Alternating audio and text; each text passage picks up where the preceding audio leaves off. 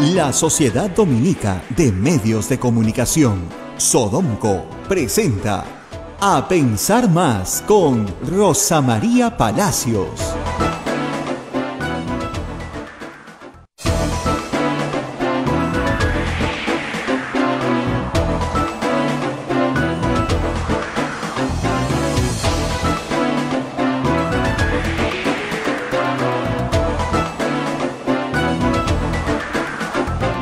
Muy buenos días, señoras y señores, bienvenidos a Pensar Más con Rosa María Palacios, a través de las emisoras de la Sociedad Dominica de Medios de Comunicación en Lima, Radio Santa Rosa, Chimbote, Radio Santo Domingo, Arequipa, Radio San Martín, Ucayali, Radio Cepagua, La Convención, Radio Quillabamba, Puerto Maldonado, Radio Madre de Dios, también en Huánuco, Radio Huánuco, Ayacucho, Radio La Voz de Ayacucho, Puno, Radio Pública, Ancash, Radio Moro, Huancayo, Radio Cumbre, Radio del Arzobispado, Satipo, Radio Milenio, Abancay, Radio Estación Solar, Yurimagua, Radio Oriente, Chota, Cajamarca, Radio Los Ángeles, Apumaquí Estéreo, AM Tagua nos ponen podcast en todo el Perú y el mundo, los aplicativos móviles en el teléfono celular, la página web de Radio Santa Rosa, www.radiosantarosa.com.pe. Rosa María, muy buenos días. Iniciamos la semana preelectoral. Preelectoral. Muy buenos días a todos. Espero que hayan tenido un gran fin de semana. Salió solcito, se enfriaba, salió solcito, se enfriaba, la luna llena, movió la marea, hubo viento, en fin. Pero ya estamos más descansados y qué rápido es llegar a Lima en un lunes temprano, ¿eh? Oye, ¿no hay nadie por la calle? No hay nadie por la calle. Todo el mundo está durmiendo el veranito, como los chicos no van al colegio, ¿no? La gente ya se toma con más calma la mañanita. Pero bueno, primero las buenas noticias. High School Corruption High School se llama en realidad. Es una obra de teatro que Cristian Isla, que es un genio, dirige y yo lo ayudo un poquito, entre los dos, que pusimos con motivo de las elecciones municipales, que repusimos con el año pasado en verano con motivo de todos los problemas en el Poder Judicial. Entonces, Corruption High School ha ido a las municipalidades, ha ido al Poder Judicial y no podíamos no ir al Congreso. Entonces, elecciones congresales, en este capítulo, Corruption High School va al Congreso. Y lamentablemente por el tiempo, ustedes saben que esto se demora en preparar, yo no lo había anunciado todavía, solo tenemos 2 fechas, 14 y 21 en el Microteatro de Barranco. El 14 es mañana, martes, y el 21 es el próximo martes. No tenemos tiempo para más. Esta vez, Cristian y yo hemos, ¿cómo les explico? Compilado lo mejor, ¿no es cierto?, del pasado congresal para ustedes, explicándoles cuál es el negocio de ser congresista. Que ya se lo podrán imaginar, como cuál era el negocio de ser alcalde o cuál era el negocio de ser juez o fiscal. Pero esta vez, por supuesto, con mucho humor y con mucho amor para el público, diciéndoles que vayan a votar también, ¿no? Que lo importante es que pase lo que pase, no se dejen convencer por la gente que les dice que todo está mal, que todo es un desastre, que nada va a cambiar, que voten nulo o viciado. Porque esa es la gente que quiere que engorden, ¿no es cierto?, al partido que en realidad tiene menos posibilidades de salir. Así que no lo hagan, vayan y voten. High School Corruption en el Microteatro de Barranco, esto queda en el Jirón Ayacucho, en Barranco, y son obras de 20 minutos en realidad, pero se ponen muchas veces, desde las 8 de la noche hasta las 10 de la noche, hay 5 funciones, el 14 y 5 funciones el 21, los 2 martes. Está bien, hay que empezar con algo divertido. Y, por supuesto, tenemos que comentar el debate de anoche. Me mareó. Qué aburrido el formato. Me mareó el formato. No sé. Sí. Además, un error al principio de la transmisión, por lo menos en Canal 7, no ponían el crédito del candidato. Y no sabías quién era ni de qué partido era. Y como no llevaban ningún símbolo en la ropa, no sabías de qué partido era, no sabías quién era. Salvo los que fueran muy conocidos. De primer bloque estuvo Zenaida Solís, nosotros la hemos entrevistado acá, más o menos. Entonces, el problema es que fue muy confuso para el público. Ya en algún momento después se dieron cuenta, yo decía, si yo fuera producción estaría pegando de gritos allá dentro del switcher. Se dieron cuenta y comenzaron a poner el nombre y el partido al cual pertenecía cada una de las personas que hablaba, porque han hablado 21 personas. ¿No es cierto? Bien, la participación del público es un formato que en inglés se llama town hall, que se usa en Estados Unidos mucho, porque hacen que, digamos, que la gente de una comunidad participe. Pero en realidad, los candidatos, como te digo, ay, ¿cómo diríamos? No pasaban de la generalidad. Entonces, ¿quién se va a oponer, ¿no es cierto? A ver, ¿quién se va a oponer, ¿no es cierto?, a que se luche contra la corrupción? O sea, si alguien se parece a, miren, yo no voy a luchar contra la corrupción. Yo voy a fomentar la corrupción. Pucha, ahí sí todos hubiéramos volteado a mirar, ¿no? Ah, ¿quién es este? No, ninguna reforma. No. Los precios de las medicinas están estupendos, hombre. Ya dejen de quejarse de todo. Entonces, por lo menos hubiéramos mirado a ver quién es este, ¿no? Pero todo es generalidades y vaguedades. Nadie respondía a las preguntas. No sé si te das Además, cuenta. nadie respondía Le a hacen la una pregunta y sí van por el tema que, Claro, el le que habían querían dicho, promocionar. ¿sabes qué pasa? Que es como le hubieran dicho, a ver, vamos a chancar minuto y medio, ¿ya? Chanca, tu minuto y medio, cháncatelo bien. Oye, y si me preguntan otra cosa, no importa, tú como papagayo repites tu minuto y medio. Sí, sentí eso. Entonces, un político no hace eso. Y habían anoche muy pocos políticos.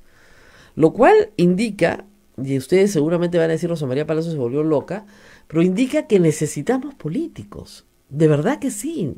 Necesitamos gente profesionalmente política.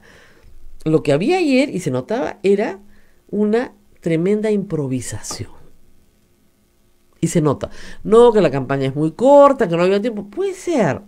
Pero los problemas han sido bien claros, ¿no es cierto? O sea, los problemas que tiene el Perú han sido muy discutidos en los últimos 2 años y bastante claras las necesidades de reforma. Entonces, yo no creo que habría mucho que decir. Ahora, es curioso, ¿no? Tienes que aprender a leer entre líneas. Por ejemplo, cuando te dicen, sí, necesitamos modificar la inmunidad parlamentaria, eso quiere decir, 100 cosas, diferentes todas. No quiere decir que esas personas quieren eliminar la inmunidad parlamentaria. No, la quieren regular para que solo se aplique en delitos de función. Pero eso es lo que dice actualmente el reglamento del Congreso, ¿eh? Ese no es el problema. ¿Cuál es el problema con la inmunidad parlamentaria? Para que no los engañen en estos debates. Que si el grupo político insiste en que solo la levante el Congreso, siempre va a ser una cuestión de votos. Así es. ¿Quién califica qué cosa es un delito de función o derivados del cargo? Los votos de los congresistas en el Congreso. Y si los congresistas dicen, no, eso es un delito de función, entonces ya pues. Entonces que el señor Donaire robe gasolina mientras sea general, bueno, es que era su función ser general, ¿no? Entonces, ¿se dan cuenta? El problema siempre va a depender de un grupo de votos en el Congreso que negocian el voto de aquella persona que se quiere ir. Y en circunstancias muy complejas, en circunstancias donde cada voto cuenta, bueno, pues ese voto tiene un valor. Por eso es que el voto de Donaire tenía un valor, el voto de Dipas tenía un valor. Todos esos votos tenían valor. El voto de Benicio Ríos tenía valor y no eran de fujimorismo, pero votaban con los fujimoristas porque es el precio de venta. Entonces, si ustedes quieren escuchar a alguien que les dice que no va a eliminar la inmunidad parlamentaria, lo que les tiene que garantizar es que el Congreso no la va a levantar. La va a levantar o el Poder Judicial, básicamente la Corte Suprema. ¿No les gusta? No voten por ellos, de verdad. O sea, si ustedes quieren que los congresistas dejen de tener inmunidad parlamentaria como la que hemos visto en los últimos 3 años, si un candidato le dice, sí, nosotros estamos de acuerdo en que no, esto se regule de otra manera, ha sido mal utilizada, afinen el oído y escuchen bien. Si les dicen que la van a aplicar ahora bien, pero la va a seguir aplicando el Congreso, los están engañando. Es una estafa. Debería tocarse votar. Estafa. Porque el Congreso tiene el poder de los votos. y necesita de los votos y saca al congresista, como sacaron a Kenji de una patada, con los votos, y mantiene a delincuentes con los votos, ¿qué tenemos que hacer? Que no tengan, yo eliminaría la inmunidad parlamentaria, ¿no? Pero en fin, yo no soy Pero no congresista. quieren. ¿Ah? No quieren, la mayoría no quiere. Todos dicen, para mis labores fiscalizadoras. ¿Y qué hacemos los periodistas? Todos los periodistas que trabajan en investigación denuncian todo el tiempo y los denuncian todo el tiempo. Yo he pasado varias veces por el Poder Judicial, pero varias veces. ¿Qué le pasa a esto? Se hacen la pila de miedo. Disculpen la expresión. O sea, si quieres ser congresista y fiscalizar, ¿no es cierto? ¿Por qué vas a tener corona? Como todos los demás. Entonces, ¿saben qué pasa? Que si no tuvieran corona, no difamarían. Yo he visto unos casos de difamación, pero con absoluta impunidad. Con absoluta impunidad, porque tienen inmunidad parlamentaria. La cantidad de veces que yo he escuchado a congresistas del fujimorismo, sobre todo en los últimos 5 años, insultar a periodistas, pero insultar, diciéndoles que son mermeleros, que han recibido plata de Odebrecht. Todo es mentira. Y la respuesta siempre le digo, cuando me preguntan qué contesto, contesto lo que yo siempre contesto. Usted goza de inmunidad parlamentaria, yo no. El día que usted no tenga inmunidad parlamentaria, la llevo a un tribunal. A ver si su dicho se sostiene. Y ese es el tipo de inmunidad con la que tenemos que acabar. Y ese es el tipo de inmunidad que ellos quieren tener. Ahora, las personas mentirosas, a la larga, tal vez no a la corta, pero a la larga se hacen daño a sí mismas. Así que, tarde o temprano, nadie les cree y se acaba el problema, ¿no? Pero la cantidad de difamaciones efectuadas... Y claro, lo que te dicen ellos es, no, pues es que eso es parte del juego político. Sí, pues yo no juego. O sea, los periodistas, ¿por qué tenemos que jugar? Estamos sometidos a la difamación constante y permanente en el quinquenio, los últimos 3 años de candidato del Fujimori. O sea, nos han dicho prensa mermelera, a mí personalmente, varios. O sea, como si yo recibiera dinero del Estado peruano para hablar bien del Estado peruano. Si yo hiciera la investigación, no tengo mucha memoria para eso, ¿ya? Pero si hiciera la investigación completa, ahora que ya perdieron la inmunidad y estando vigente la difamación, perfectamente podría ir al Poder Judicial con todos, ¿eh? Claro, tendría que hacerlo colectivamente, ¿no? Tendríamos que ser varios periodistas, ¿no? Entonces, aquel. Pero lo han hecho, perdóname, el señor Galarreta dijo que iba a sacar una ley contra la prensa mermelera. Su ley fue declarada inconstitucional, por cierto, ¿no? Es el secretario de Fuerza Popular, el secretario general de Fuerza Popular el día de hoy. O sea, esas metidas de pata con premio. Entonces, claro, todos estamos hartos con los casos que hemos visto de personas condenadas, que seguían en el Congreso condenadas, ¿eh? Cuando sus compañeros, digamos, de delito estaban todos en prisión, o algunos en prisión, otros fugados tal vez. ¿Qué es esto, no? Entonces, cuando ustedes escuchen a estos candidatos hablar de inmunidad parlamentaria, ustedes rápidamente se van a dar cuenta que hay un montón que no quieren ni tocarla. Pero claro, como es muy impopular decirlo en una campaña, lo que te dicen es, no, solo para delitos de función. La respuesta es, eso ya está en el reglamento del Congreso. La pregunta es, ¿quién levanta la inmunidad, señor? Esa es la pregunta. A ver, conteste. Y si te dicen, oh, bueno, la tiene que seguir levantando el Congreso, jalado. Siguiente. Siguiente. Si la tiene que seguir levantando el Congreso, chao. Chao. De verdad. Entonces, así es más fácil descartar, pues. Claro, lo que me dicen muchos de ustedes es que descartar es facilísimo. Sí, pues descartar es más fácil que llegar a una conclusión, pero mucho cuidado con ilusionarse con una oferta que no va a ocurrir. Y después se van a decir cuando digo, no, nosotros nunca dijimos que le íbamos a dar al Poder Judicial el levantamiento de la inmunidad parlamentaria, jamás dijimos eso, la vamos a regular solo para casos. Lo que te están diciendo es, bueno, vamos a evitar los escándalos, ¿no? Es lo que te están diciendo, ¿no?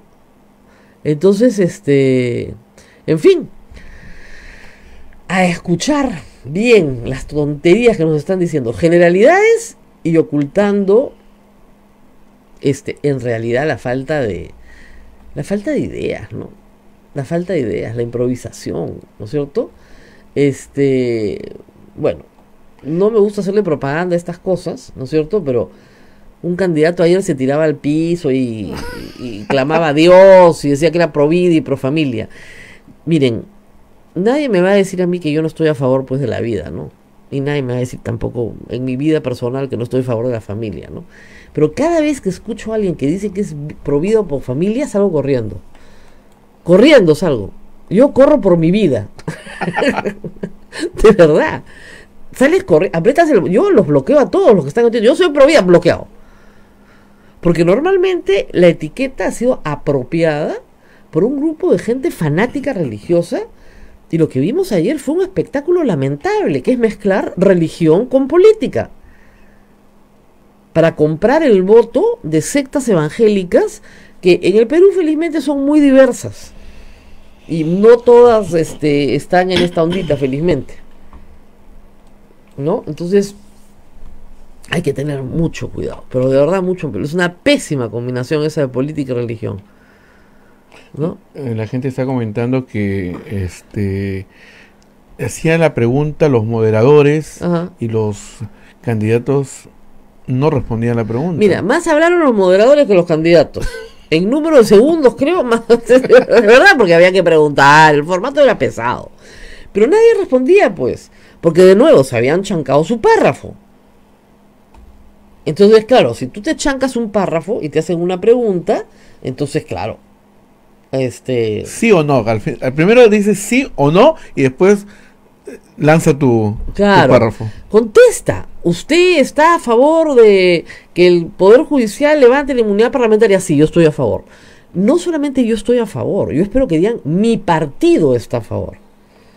Porque si el señor, esa es otra cosa, todos hablaban a título personal.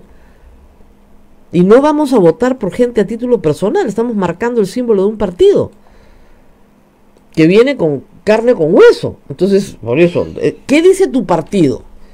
Tu partido dice tal cosa. Bueno, muy bien. A mí me encanta, porque además muchos, incluso con ofertas que corresponden al Ejecutivo. Vamos a hacer que las farmacias bajen los precios de los genéricos y que tengan la despensa correcta en genéricos. ¿Ah, sí? ¿A qué está postulando la señora? ¿A inspectora de farmacias? Eso lo hace la DIGEMIT. Que presente su currículum en la DIGEMIT, pero no que no se presente al Congreso de la República. O sea, ni siquiera saben a qué postulan.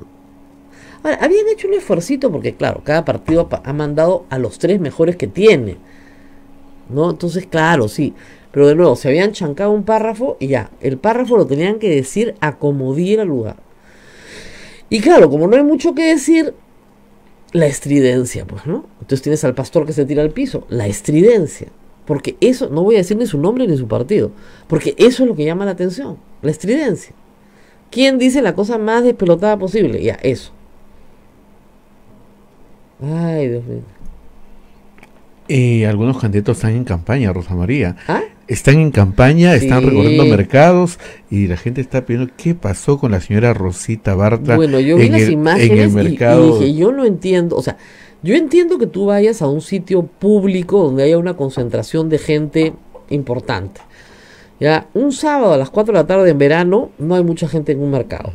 Para que agarre gente en un mercado tienes que irte hoy lunes, mañana martes, a las 6 de la mañana, 5 de la mañana, ¿no? Al mercado Santa Anita, ahí vas a encontrar gente. O 6 de la mañana, ¿no? Pero no a las 4 de la tarde. No había nadie en el mercado más que los vendedores. Y los vendedores pues no la recibieron tan bien, ¿no? Con aplausos. No, le gritaban sin vergüenza. Pero lo que eso puede pasarle a cualquier político. Lo que yo no entiendo es por qué llevaba a la portátil de la pestilencia al lado suyo. La misma loca que gesticulaba conmigo en la librería Crisol en el Óvalo Gutiérrez. La misma. Con su megáfono. No, y es una mujer que se pone el pelo completamente en la cara, para que no le veas la cara, supongo, pero que tiene una boca que gesticula espantosamente. Y yo siempre digo, además, ¿cómo les explico? O sea, hasta la pinta te llama la atención. ¿Ya? O sea, el pantalón se lo había metido con calzador, ¿ya? Una cosa entubada completamente, pues así, con un megáfono gritándoles terrucos, terrucos. O sea, ¿vas a insultar a las personas a las cuales has ido a pedirle el voto? ¿Qué clase de estrategia es esa? Es espantosa como estrategia, ¿no? Pero anoche me cuentan, yo no lo vi, que salió el secretario general del Partido Solidaridad Nacional diciendo que él quería ser el Bolsonaro peruano. Sí, de hecho que quiere ser presidente de la No, pero República. dice, voy a ser el Bolsonaro peruano. O sea, voy a ser un facho. ¿Qué les pasa? ¿No? O sea, ¿qué les pasa a ustedes? Aquí, autoritarismo, ¿no? Evangelismo, y ahí vamos. Entonces tú te quedas mirando, ¿no? Violaciones sistemáticas de derechos humanos, que la selva se incendie, nosotros felices. ¿Ah? ¿Cuál es el ejemplo a emular? ¡Qué horror! O sea, a mí me da exactamente lo mismo Maduro y Bolsonaro, ¿eh? Es la misma cosa.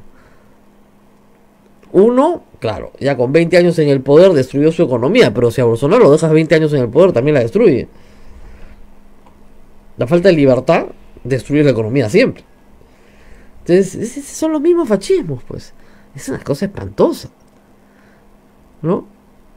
O sea, miren, tuvo que haber una guerra mundial para derrotar al fascismo. Y resucita de cuando en cuando.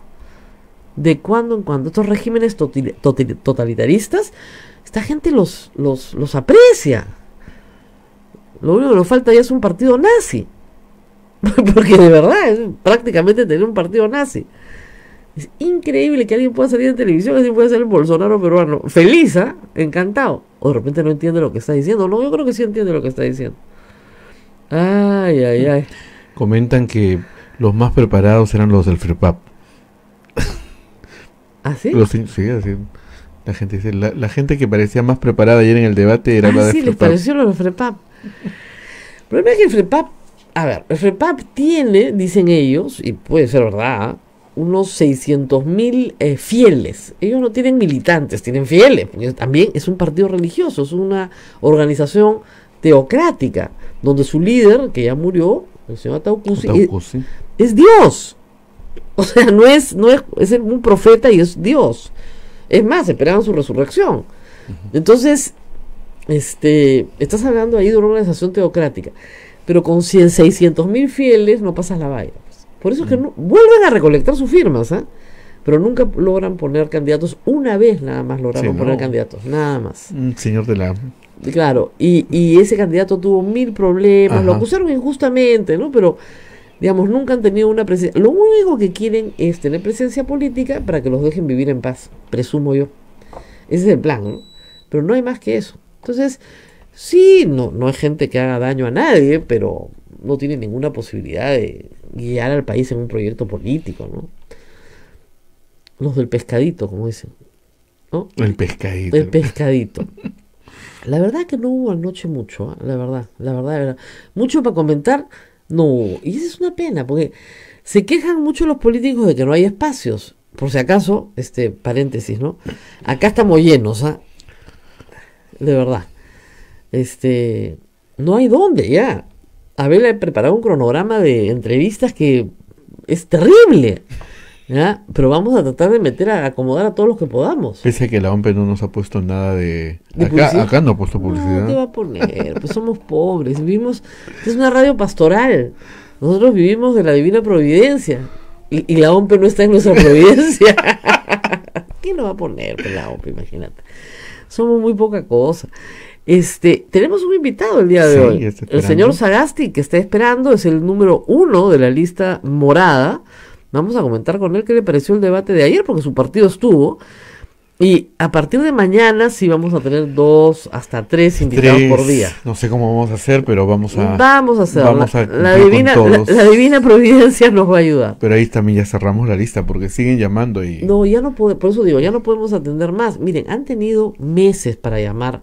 Desde noviembre hemos estado preguntando nosotros. No, desde octubre, porque el Congreso se cerró el 30 de septiembre. Que sí, que no, que sí, que no, que no. Sí. A fines de octubre nosotros ya estábamos viendo quiénes quiénes quieren.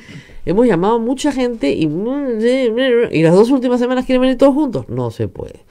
Ese es otro de los problemas de las improvisaciones, pues, ¿no? Hay gente que hemos llamado y también no ha querido venir. No ha querido venir, así es, ustedes van. Porque nos reclama, por ejemplo, ¿por qué no invitamos al APRA, al señor Mulder? No quiere venir, no está quiere en todo su venir, derecho. lo hemos llamado, Imagínate tú, sí.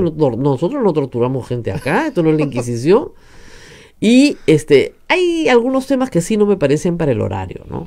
Entonces, La señora Barza, no por es para el ejemplo, horario. no, no. Ella está en otra cosa un poquito más dura. Ella es a partir de las 11 de la noche para 10 arriba. de la noche fue 10. el horario proteccional menor, creo yo. Porque no, para ese horario no es, pues, ¿no? Entonces, probablemente es una de las campañas más procaces que yo he visto en mi vida. Sí. O sea, la sexualización de la campaña ha sido una cosa que nunca he visto.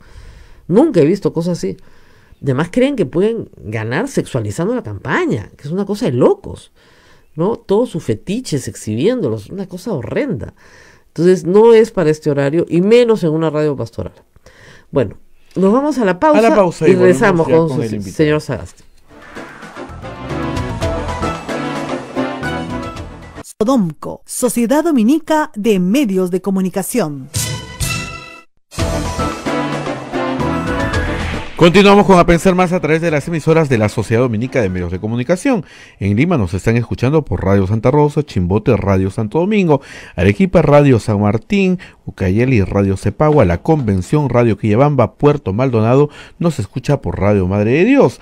También en Huánuco nos están escuchando por Radio Huánuco, Ayacucho Radio La Voz de Ayacucho, Puno Radio Pública, Ancash nos escucha por Radio Moro, Huancayo Radio Cumbres, la radio del Arzobispado de Huancayo, Satipo Radio Milenio, Abancay Radio Estación Solar, Yurimaguas Radio Oriente, Cajamarca Radio Los Ángeles, Apumac Estéreo, AM Tagua nos pone en podcast en todo el Perú y el mundo, los aplicativos móviles también, y la página web www.radiosantarosa.com.pe. Rosa María, continuamos. Bueno, y estamos ya con Francisco Sagasti, como ustedes saben, va número 1 en la lista del Partido Morado por Lima. Y como he hecho en otras ocasiones, vamos a empezar un poco por la biografía, porque Ajá. se trata de candidatos que no han participado jamás en una campaña política, no son conocidas para la mayoría del público, ¿verdad? Nunca ha participado. Bueno, una cosa es no ser conocido y otra cosa es no haber participado en campañas políticas. Hay muchos que son muy conocidos, que han participado en campaña política, pero realmente no. Claro, no pero digamos, pero el público, como dice, ¿no? No se ama lo que no se conoce. Entonces, Yo primero hay que... agradezco mucho la oportunidad de que me conozcan a través de su programa. Muy bien. Profesión. Ingeniero industrial de la Universidad Nacional de Ingeniería. Yo pensé que era filósofo. No, soy ingeniero industrial. La gran ventaja de los ingenieros es que sabemos cómo se hacen las cosas. Yo estudié química industrial, estuve en plantas, estuve trabajando de supervisor en una fábrica. Entonces uno entiende, a diferencia de muchas otras profesiones, cómo se hacen las cosas en la práctica, y eso se me ha quedado. Y cuando paso a otros temas, a temas de matemáticas, a temas de modelos de computación, simulación, y luego sociología, filosofía, me queda esa base de cómo se hacen las cosas en la práctica. Ahora, ha estado en su vida profesional en muchos campos, entonces. De todo un poco. Así es. Yo lo conozco más por la experiencia sociológica, filosófica de pensar el Perú, ¿no? Exacto. En En Agenda Perú. Yo toda mi vida, desde que salí de la universidad, incluso antes, cuando estaba en la universidad, a partir del segundo o tercer año, en 1963, siempre he estado preocupado por el país.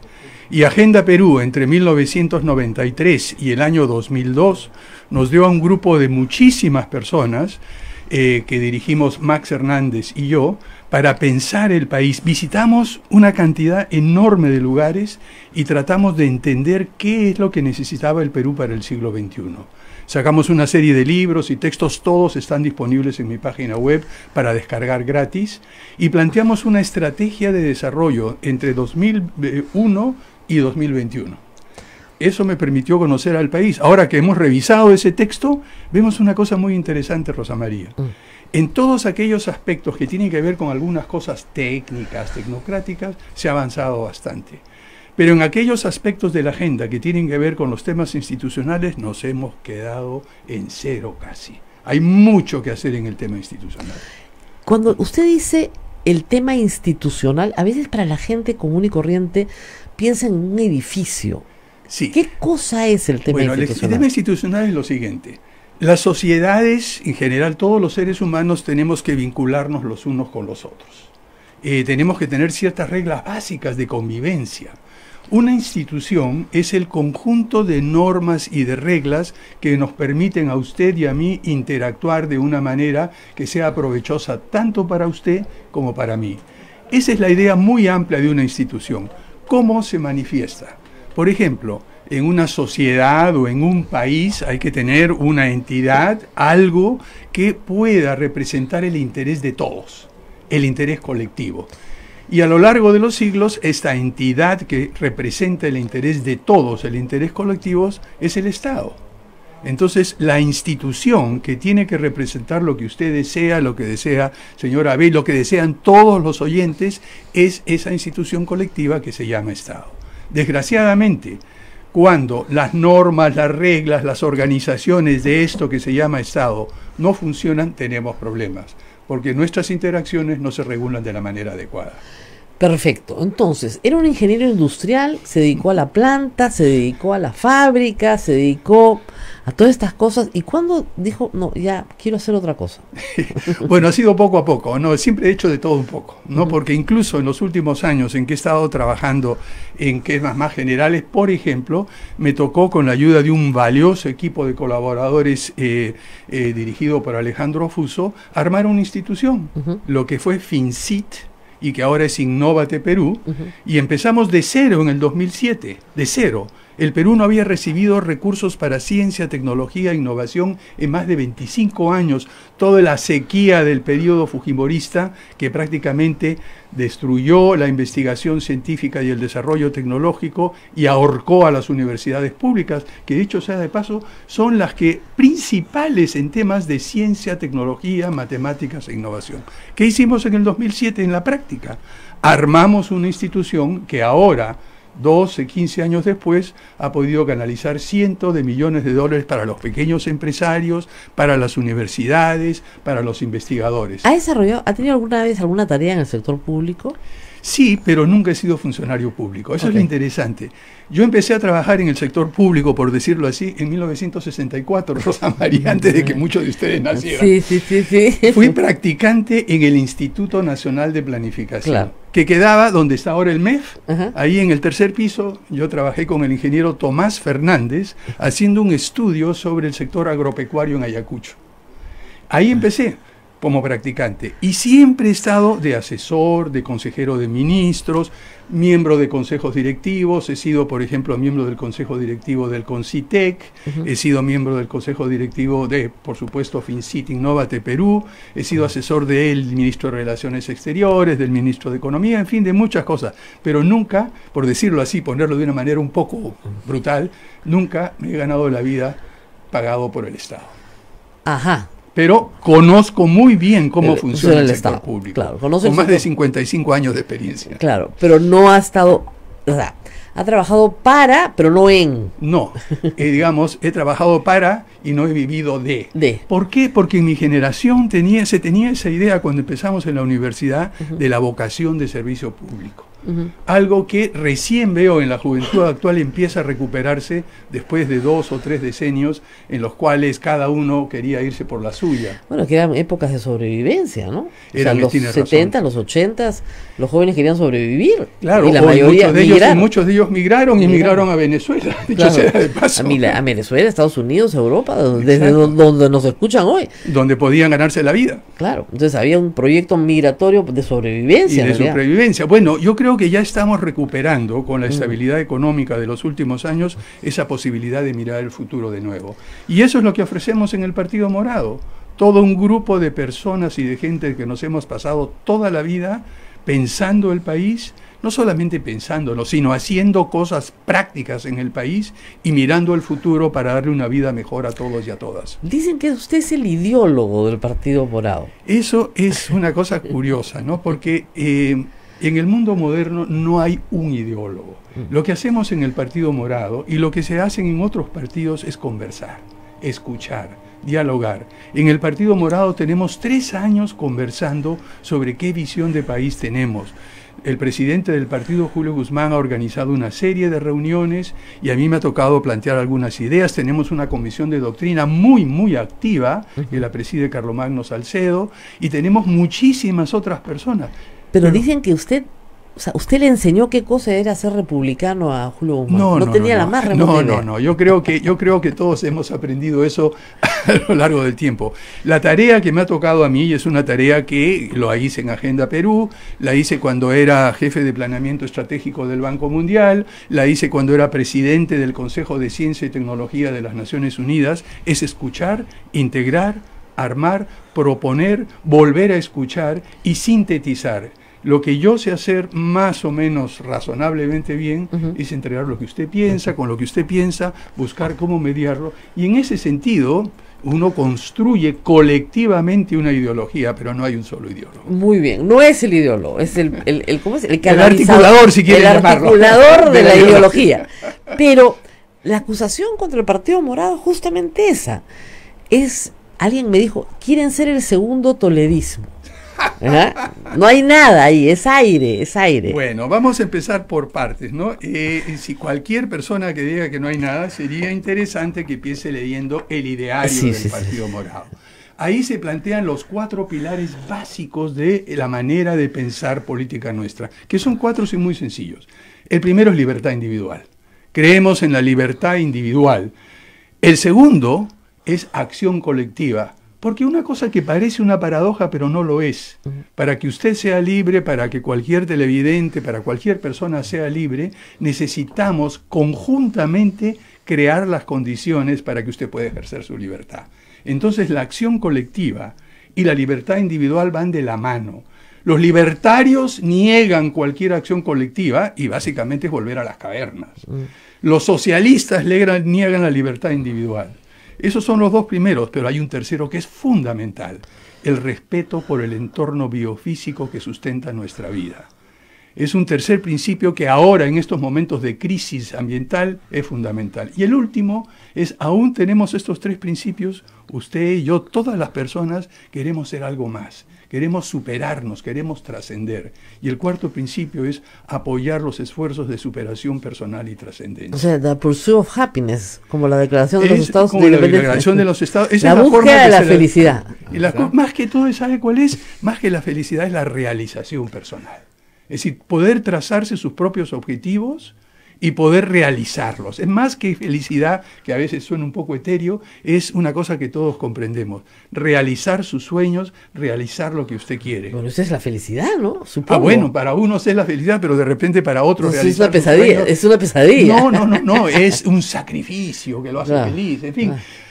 Pero esa es la primera parte. En segundo lugar, tenemos un documento que se llama El Republicanismo Moral, que usted ha leído, y ahí ya planteamos en mayor detalle qué es lo que significa ser un republicano de centro, que no es el promedio entre un extremo y otro. Y que no se refiere al republicano de los Estados Unidos, ¿ciertamente? No. Ellos han tergiversado. Me refiero al republicanismo que tiene la historia que viene desde Platón en adelante, ¿no? Ya, muy bien. O sea, estamos hablando del siglo XIX.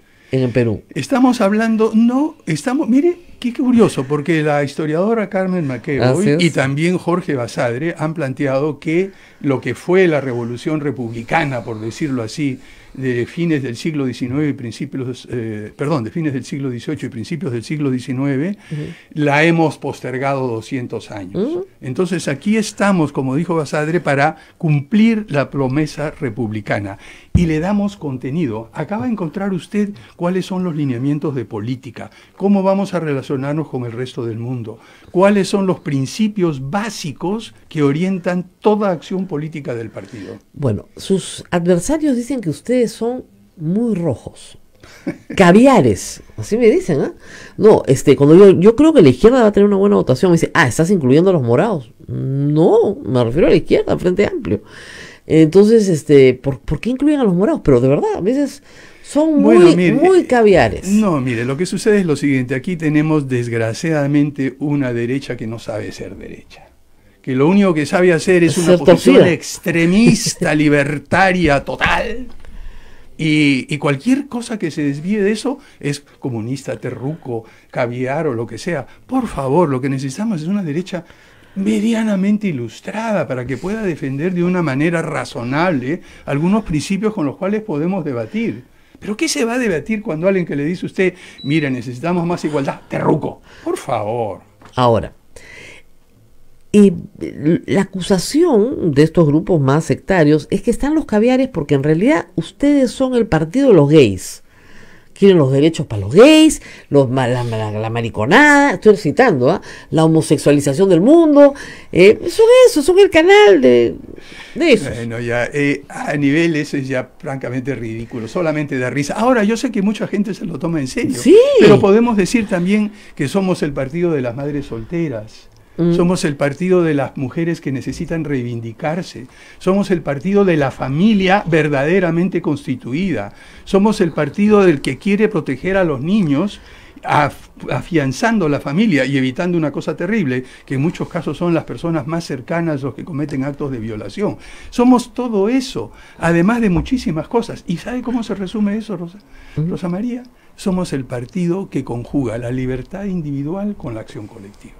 Claro, pero le dan más peso a la libertad individual. Entonces ustedes quieren que la gente haga lo que le dé la gana. Bueno, y ya vemos lo que pasa. Vaya usted, camine por Lima, vaya en el tráfico, vaya usted a cualquier lugar, si haga lo que le da la gana, puede asaltar, puede matar, puede robar lo que quiera. No, se necesitan ciertas normas, una cierta estructura. Y eso es lo que el Partido Morado plantea como acción colectiva. ¿No le sorprende, me imagino, a mí me sorprende mucho y soy un poquito menor, la sexualización de esta campaña?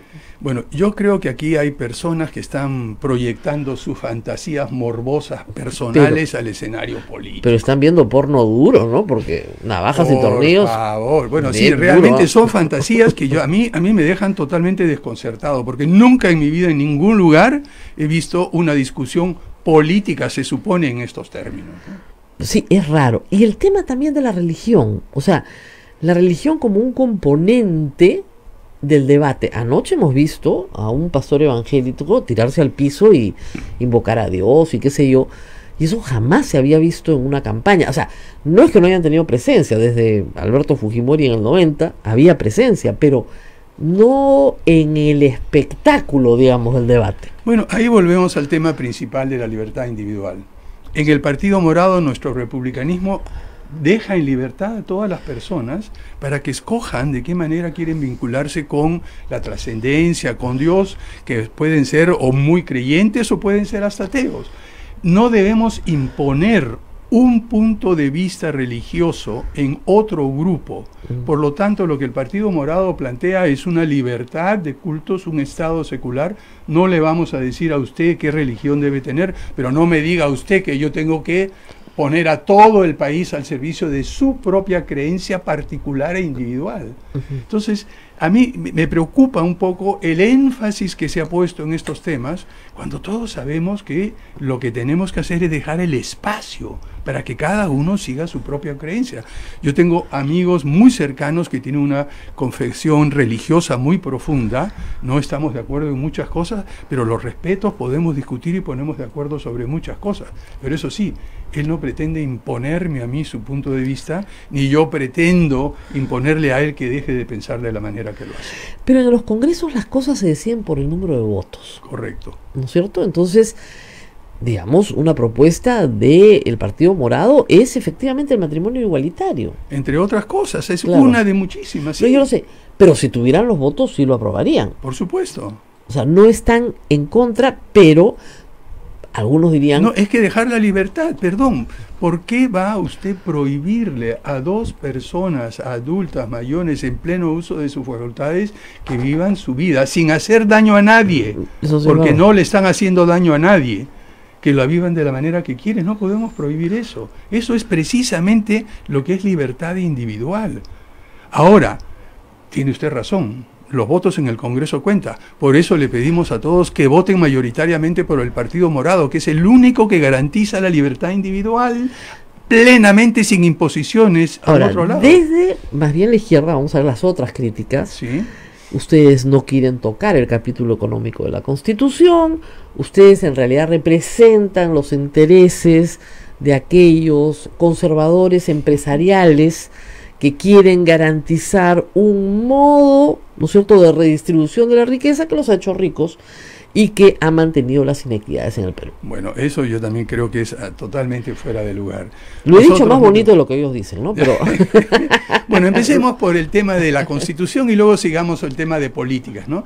Miren, la Constitución, recordemos, fue una Constitución hecha a la carrera, a trompicones, se aprobó de una manera, digamos, casi improvisada en muy poco tiempo y tiene muchos vacíos y deja mucho espacio.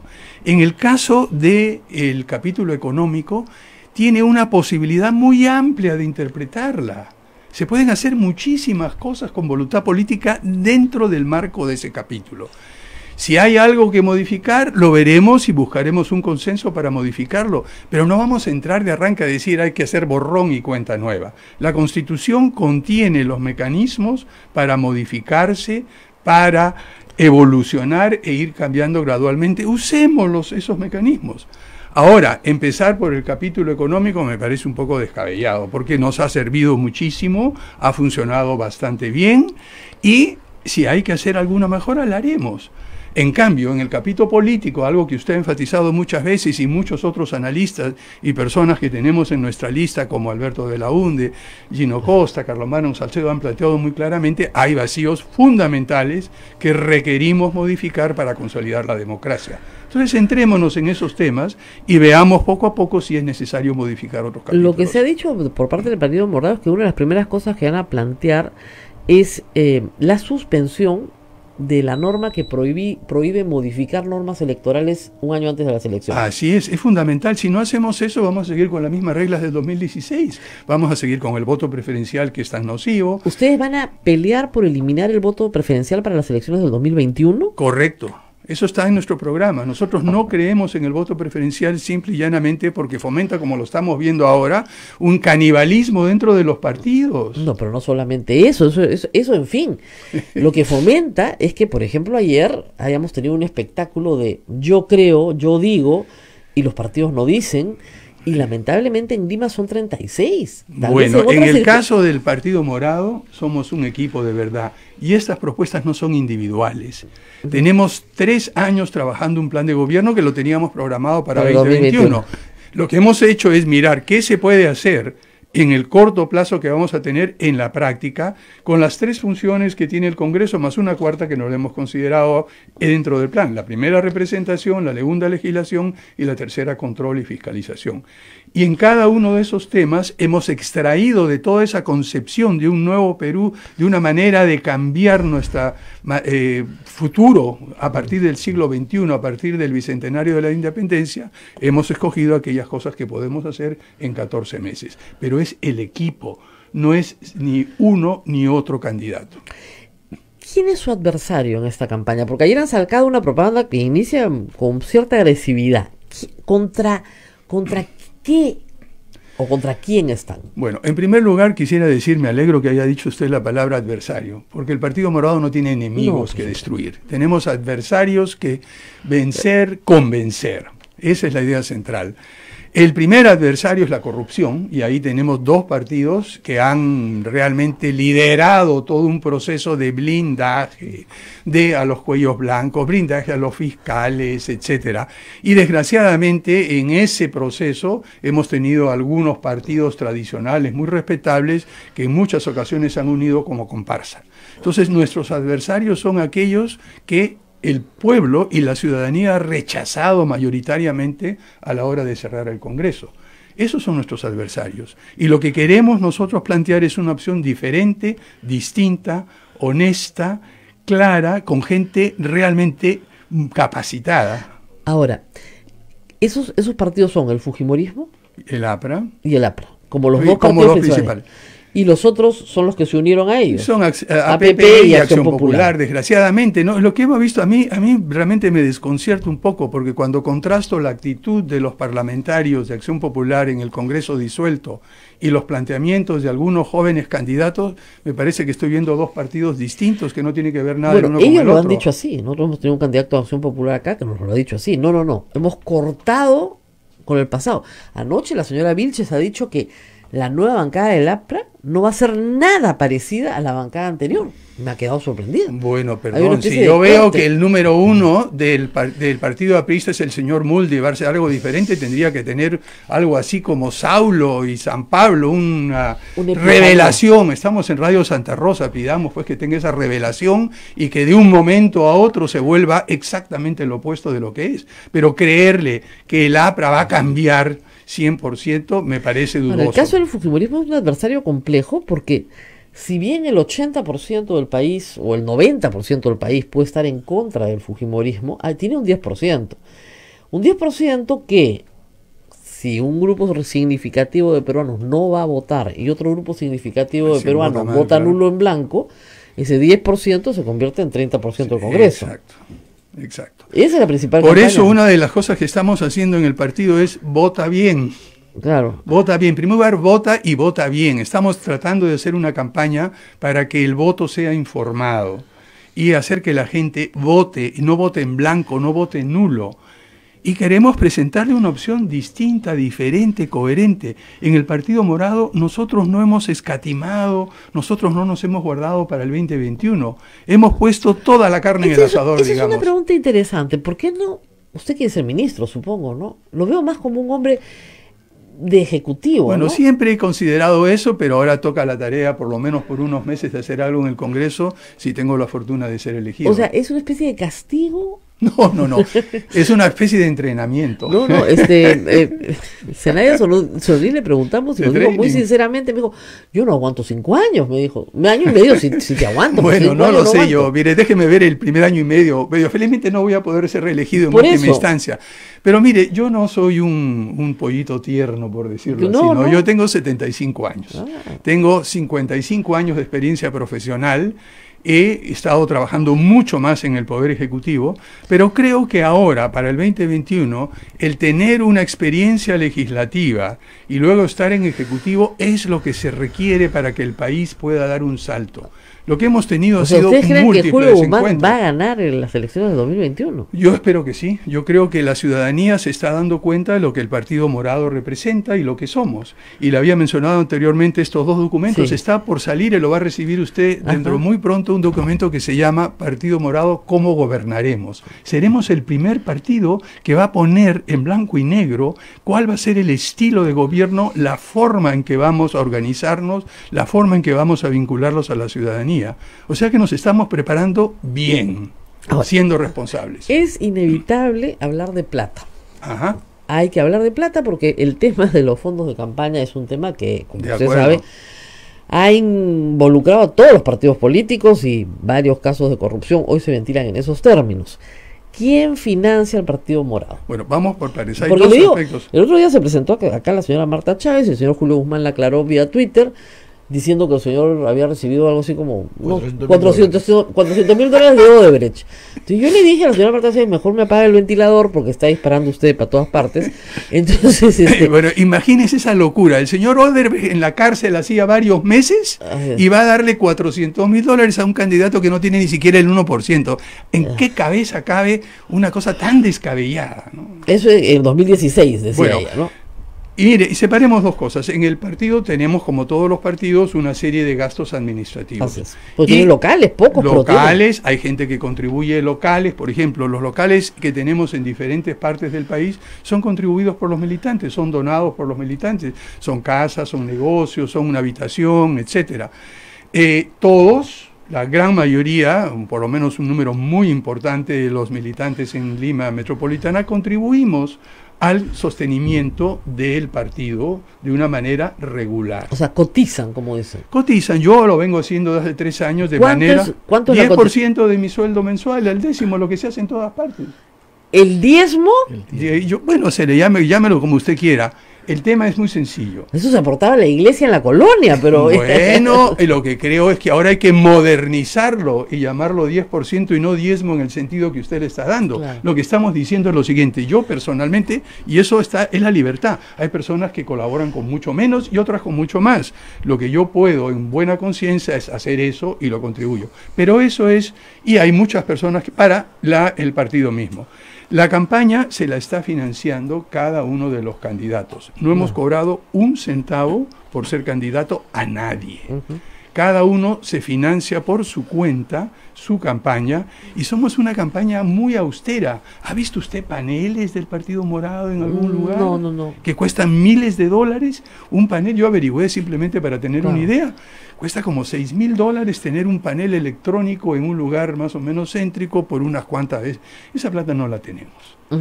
Lo que ha hecho el Partido Morado es una de las cosas que uno aprende cuando trabaja en ciencias de gestión, en administración, etcétera, o enseña esas cosas como lo he hecho yo durante muchos años.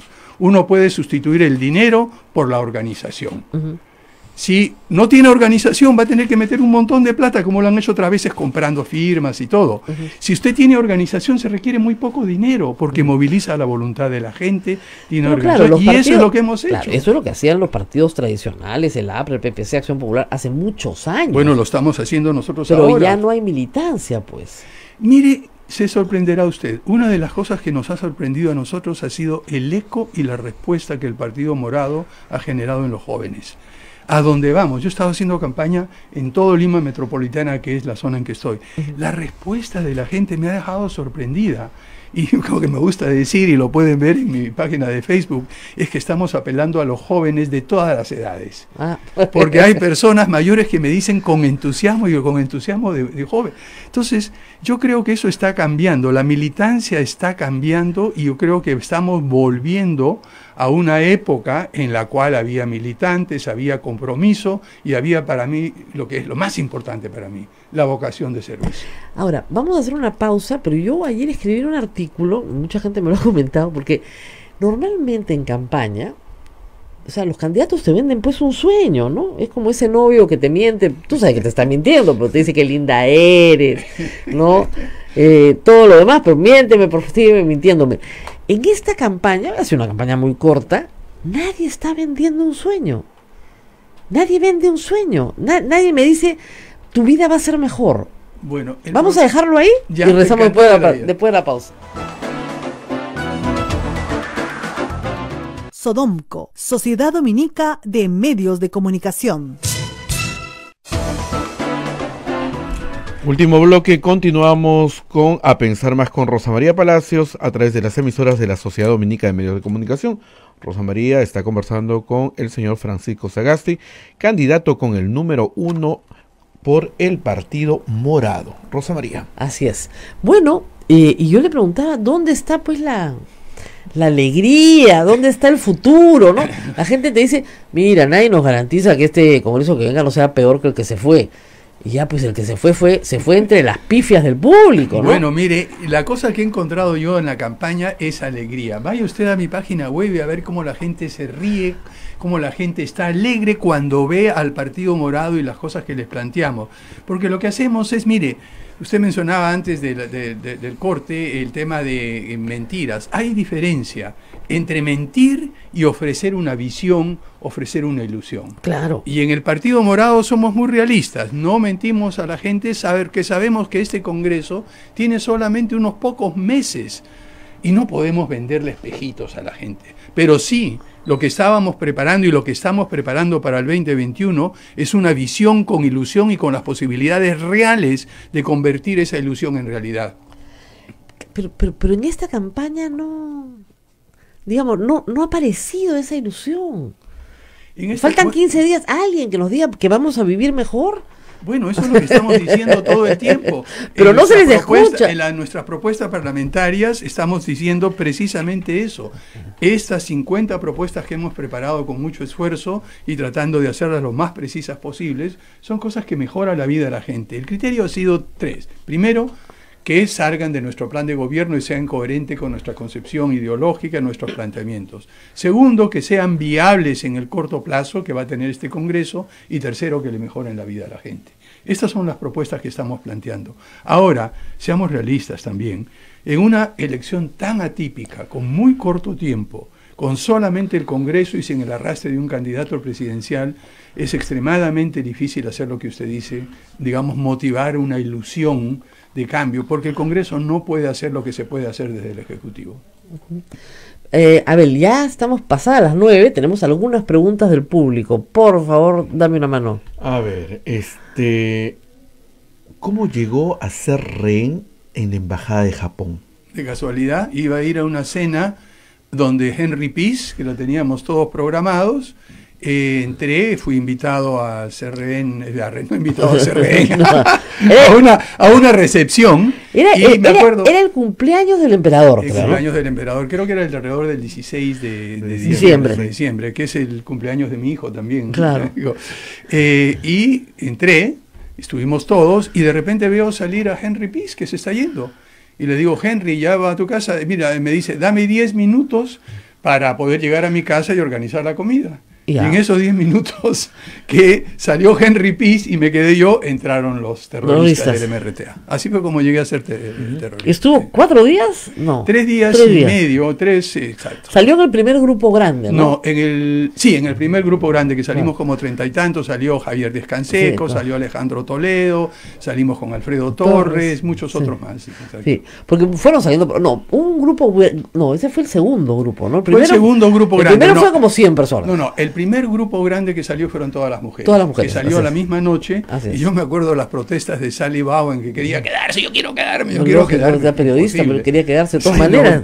Bueno, después nos hizo Sally un flaco favor, debo decir. Porque fue la que reportó, cuando estábamos adentro al segundo día, que el gobierno de Alberto Fujimori le había pedido ayuda a los Estados Unidos para que vengan los Marines a sacar a los terroristas. Se imagina los que estábamos en el primer piso, abajo, la idea, porque los importantes, el canciller, los ministros, los japoneses estaban en el segundo piso a resguardo.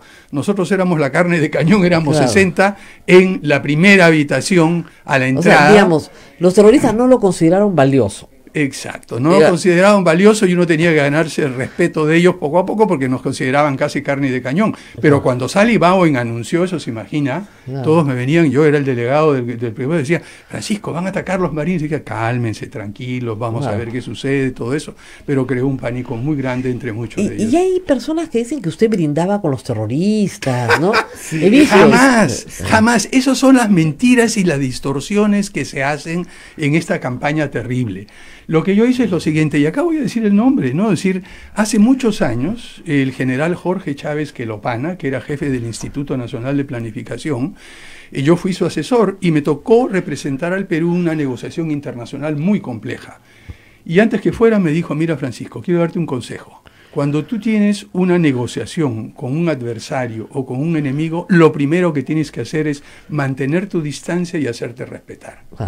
En una situación, bueno, yo lo he hecho y seguí su consejo y me ha ido bastante bien en negociaciones.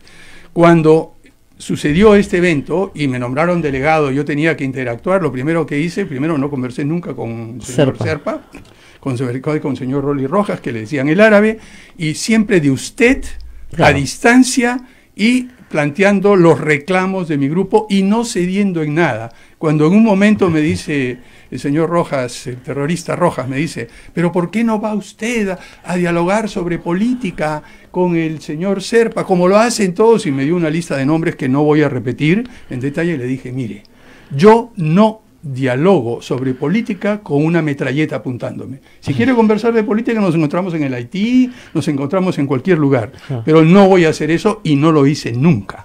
Esa fue la situación y mi relación con ellos, una relación de distancia y de representar los intereses. Y hay un caso más importante. El señor Carlos Chiapore, que era el representante de Nissan en el Perú de maquinarias, se me acercó en un momento, estaba en el salón en que yo estaba de delegado, y me dijo, Francisco, me siento mal. Le dije, ¿pero qué te pasa? Se abre la camisa y me muestra una operación al corazón, diga. Y yo le digo, pero Carlos, ¿qué pasa? Me siento mal. Le dije, mira, no te preocupes, tú vas a salir acá. Y voy donde el señor Rojas, Rolly Rojas, el terrorista, y le digo, mire, ustedes tienen que dejar salir a esta persona por razones humanitarias, para empezar, está muy grave. Y no solo eso, sino que si se les muere un rehén por la falta de atención, esto va a ser terrible para nosotros y para todos. Fue uno de los primeros en salir inmediatamente después. Esa es la labor que uno hace. Hacerse respetar, dialogar y buscar el bien común. Y eso fue lo que hice durante toda mi estadía. Y pregúntele a pregúntele a Alfredo Torres, con quien estuvimos tirados en el piso, pregúntele a Walter Toso, el antropólogo y el arqueólogo, y vean cuál fue mi comportamiento durante ese periodo. ¿Qué más? ¿Qué preguntas hay? Desde Nueva York están preguntando si su paso por el CONCITEC se podrá repetir una vez más y desarrollar nuevamente la ciencia y tecnología en el Perú. Mira, yo creo que por el CONCITEC yo no fui presidente, fui miembro del consejo directivo. Lo que sí tengo claro, yo he dedicado medio siglo a estudiar la manera de desarrollar las capacidades de ciencia, tecnología e innovación. Y ¿sabe lo que ha sido más frustrante, se lo digo con toda franqueza? Es que he podido trabajar con el gobierno de Corea del Sur durante los años 70, con el que luego fue ministro de Ciencia y Tecnología de Corea durante 15 años, Kun Mo-chong, mi querido amigo, que fue el artífice del desarrollo científico y tecnológico de Corea. He podido estar en Vietnam, he podido estar en Kenia, he podido estar en Egipto, en Brasil, en Venezuela, en muchos otros lugares, proponiendo ideas que tengo plasmadas en una docena de libros. Y en cambio acá en el Perú me he encontrado con lo que digo en mi último libro, las 3 I's. En primer lugar, la indiferencia. A la gente y a los políticos no les importaba la ciencia y la tecnología. Yo recuerdo 2 primeros ministros, 6 primeros ministros, uno que desgraciadamente luego fue presidente y está con arresto domiciliario, que en una conferencia internacional en el Perú dijo, el Perú no necesita desarrollar ciencia y tecnología porque podemos comprarla fuera.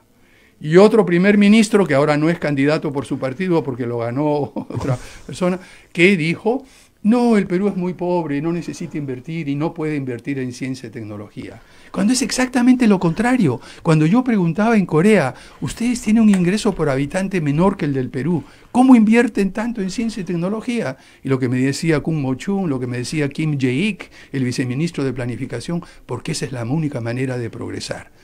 La segunda ahí es cuando uno se encuentra con alguien que realmente le interesa la ciencia y la tecnología, lo que viene es la ignorancia, ¿no?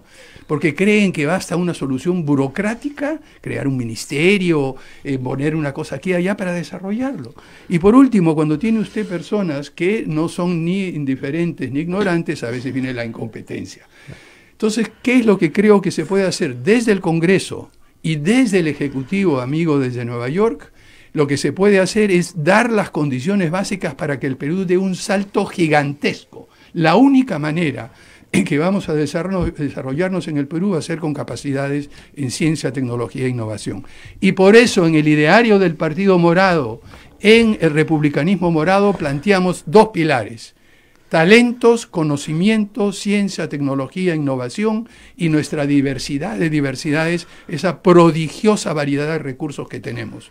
Si juntamos los 2 y mantenemos el rumbo durante unos 5, 10, 15 años, daremos un salto como no lo ha dado ningún otro país.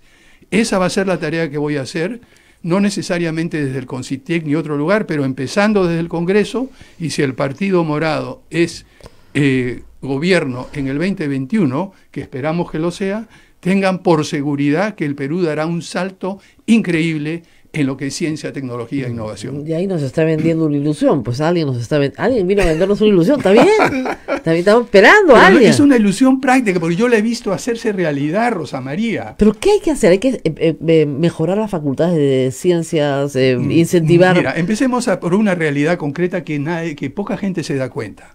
Cuando usted mira cuáles son las universidades que tienen mayor número de alumnos en ciencia, tecnología, ingeniería y matemáticas, es lo que llaman los americanos el STEM, Science, Technology, Mathematics and Engineering.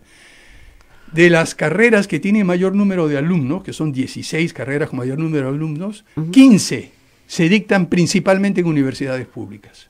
Matemáticas, geología, cosas como esas que son necesarias para conocer nuestro país. Claro. ¿Y qué es lo que hemos hecho? Hemos asfixiado la universidad pública.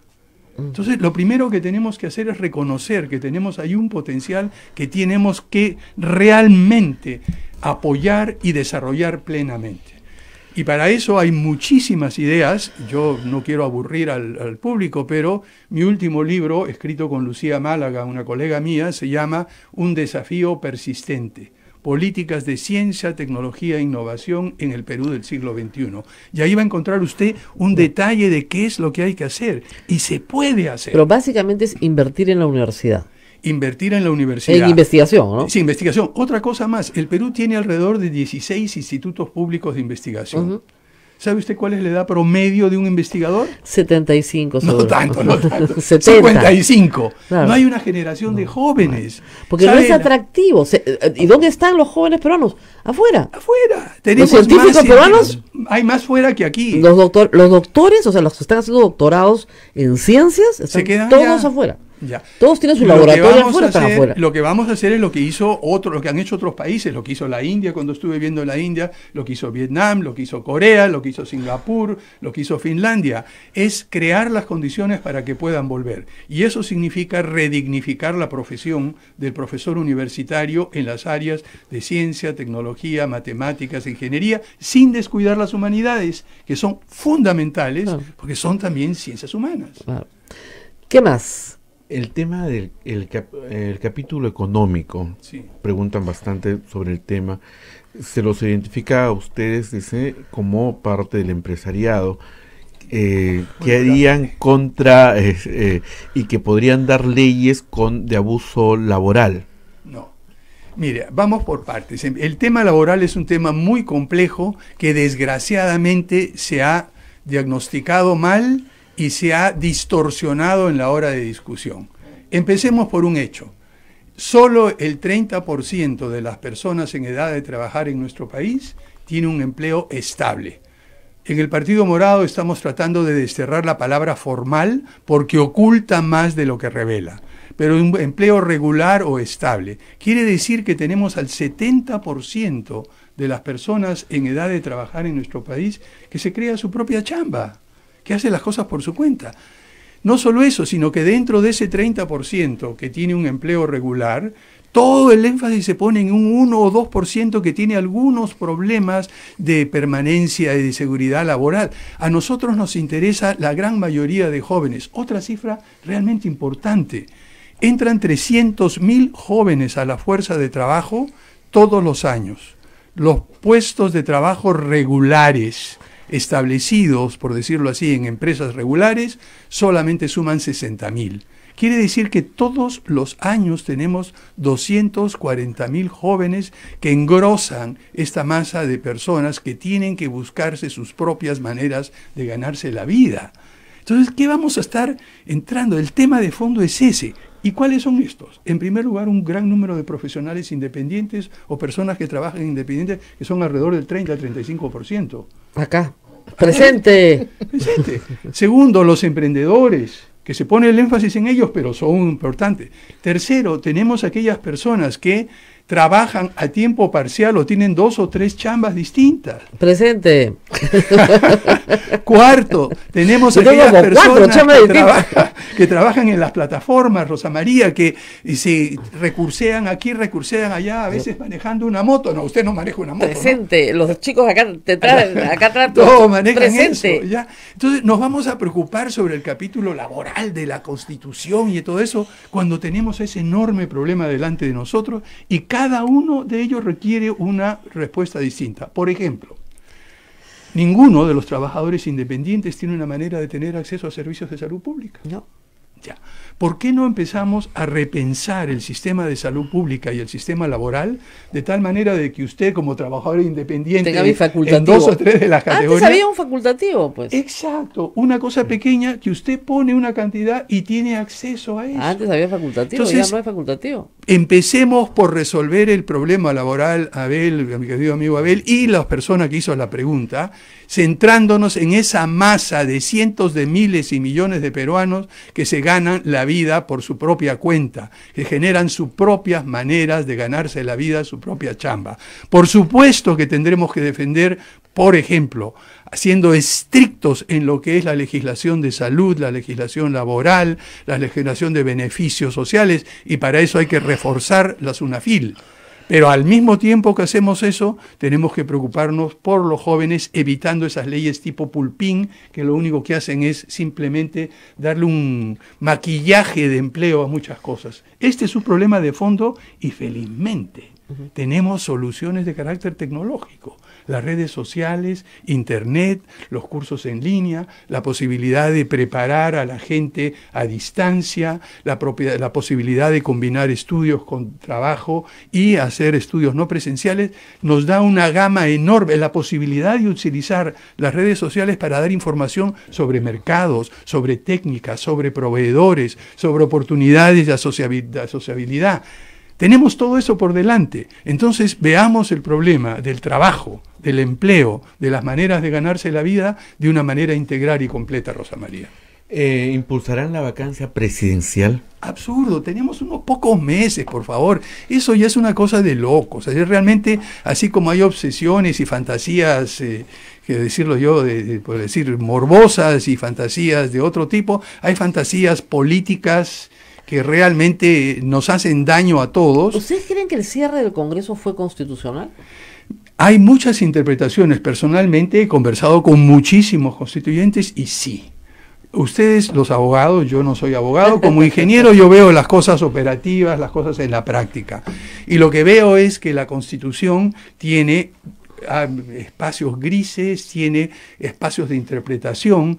Y otra cosa que he aprendido de ustedes, los abogados, porque he conversado mucho con ellos, que yo les decía, lo que habría que hacer es llenar todos esos espacios en detalle, me dicen es imposible. Es imposible. Es imposible. Lo que uno tiene que tener es tener jueces, y en este caso el Tribunal Constitucional, probos y sensatos, que cuando llegue el momento en que la ley no especifica en detalle, usen el sentido común, la interpretación y el sentir mayoritario. Así es. Últimas, ya son 9:20, sí. Nos tenemos que ir a ver. En cuanto a cómo están estructurados como partido, preguntan acá, ¿cuántos militantes tienen a nivel nacional? Bien, cuando inscribimos el partido, hicimos la solicitud para inscribir el partido, que fue en febrero de 2018, teníamos 7.500 militantes.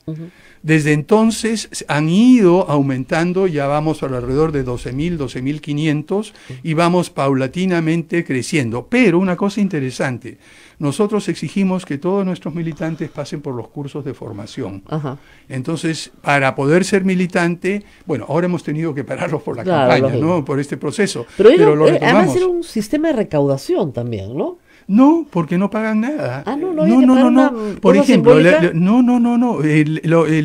hay otra cosa distinta. Una cosa es el Instituto Talentos, que eso no está vinculado al partido directamente. Lo que hace el Instituto Talentos es dar cursos sobre gestión pública. Pero el partido tiene su propia escuela, con 3 ciclos de formación y un ciclo avanzado que lo dirige Pedro Macabe sobre liderazgo morado. Y lo que hacemos es, hemos traído aproximadamente, han pasado por estos cursos alrededor de casi 2.000 personas ya, y para el curso más avanzado hemos traído a Lima, no financiados por nosotros, y ahí viene la otra cosa. Cada uno cuando viaja a un evento, se financia su propio viaje. Hemos tenido casos, por ejemplo, en el cual algunos militantes se han pasado 12 horas en ómnibus para llegar a tomar el curso de Pedro Macabe sobre liderazgo. ¿Y qué nos ha permitido eso?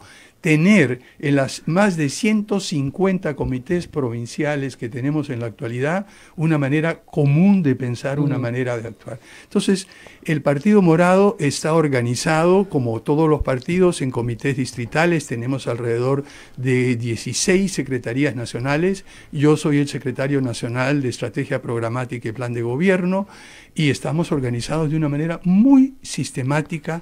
¿Por qué?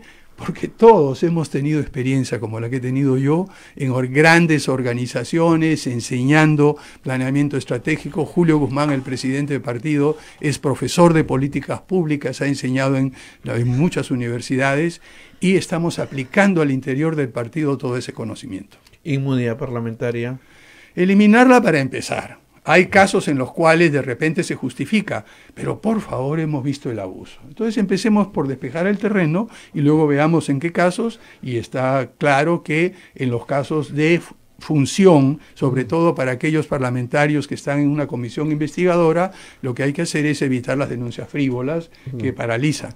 Pero empecemos por eliminar aquello que ha servido para blindar a corruptos. Hemos tenido a una persona fugada, blindada durante 2 años por el Congreso, que se fugó y que al final se burló de sus captores diciendo: yo me he dado Por favor, eso es lo que ha hecho el Congreso anterior con la inmunidad parlamentaria. Entonces eliminemos eso y veamos en qué circunstancias es necesario ponerla en práctica y aplicarla, pero de manera muy limitada. Bueno, nos tenemos Vamos, que ir Rosa María. deteniendo. Sí. Mañana arrancan los debates en el Tribunal Constitucional sobre la demanda competencial. Y mañana te cuento, porque ahora voy a contar en el programa de la República un antecedente que todo el mundo ha olvidado sobre cuestiones de confianza. Aprobadas de facto. Caramba. Sí, sí, sí. Uy, no nos da... No se lo pierdan, ¿eh? Ahorita voy a la no República. nos da un adelantito, por lo menos. Sí, bueno, ayer me encontré con Pedro Cateriano y él me lo hizo recordar. Cuando él fue ministro de Defensa, él planteó una cuestión de confianza. Sí. Ah, claro. Y pasó una cosa bien curiosa. Yo pensé que habían aprobado la cuestión de confianza. Aprobaron lo que él pedía y nunca votaron la moción de confianza. Es el mismo caso, solamente que en vez de denegarle, le dieron. Aprobaron el proyecto de ley que él quería. Lo aprobaron de frente. Y nunca votaron la moción de confianza. Y él nunca la retiró. Nunca la retiró. Ahora los cuento todo con detalle. Y una cosa más antes de irnos. Acabo de leer que la señora Jenny Vilcatoma, número 12 de Solidaridad Nacional, ha dicho que su compañera de lista, Rosa Bartra, número 1 de Solidaridad Nacional, es una persona mentirosa y manipuladora. ¿Qué tal equipo? Esas están juntas. Esto es el manicomio. Es que, ¿cómo? O sea, ha dicho, acá está la cita textual, parece que esto ha sido anoche en Canal 2. A ver qué cosa dice. Nunca, ha dicho Jenny Vilcatoma, hemos convivido en Fuerza Popular. Lo importante es enfocar el trabajo que hay que lograr. Pero sí discrepo totalmente porque es muy mentirosa. Es más, me he dado cuenta de sus mentiras. Desde ahí ya no me cae. Haga lo que haga, ya sé ya. Le he pescado sus mentiras. Esta es la número 2 respecto de la número 1. A 15 días de las elecciones. Como diría Condorito, plop. Nos vemos mañana. Muchísimas gracias a todos. Nos tenemos que ir. Y gracias. Muchísimas gracias por venir. ¿No? Gracias y mucha suerte en la difícil tarea de llegar al Congreso.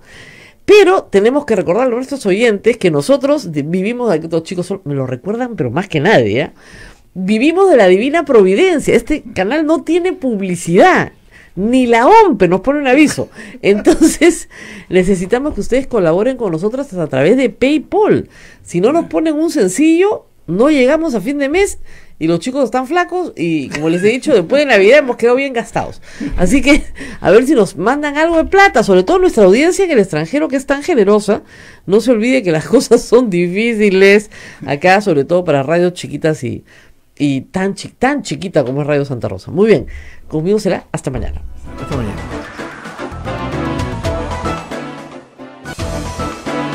Hasta aquí, A Pensar Más con Rosa María Palacios. Este programa fue producido por la Sociedad Dominica de Medios de Comunicación, Sodomco.